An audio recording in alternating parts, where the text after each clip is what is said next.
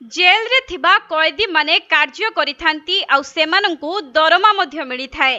तेबे कैदी माने जेल भितरे केउ सबु कार्य करिथांती आउ सेमानंकु केते दरमा मिली थाए आसंतु जानिबा। तेबे केही अपराध कले तांकु जेल पठा जाए एवं जेल रे थिबा समस्त कैदींकु किछि ना किछि काम करिबाकु पड़ी थाए।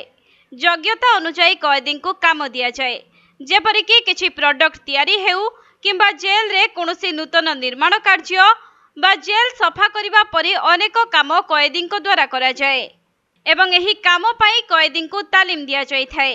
जेतेबेले एमाने काम रे एक्सपर्ट होई जानती सेतेबेले सेमानंको काम बदल रे सरकार दरमा देई थांती। विभिन्न राज्य रे कैदींको दरमा भिन्न भिन्न होई थाए। जेपरिक उत्तर प्रदेश रो जेल रे थिबा कैदींको अभिज्ञता अनुसार सेमानंको दैनिक दरमा 81 टंका, 60 टंका बा 50 टंका धार्य करा जायछि।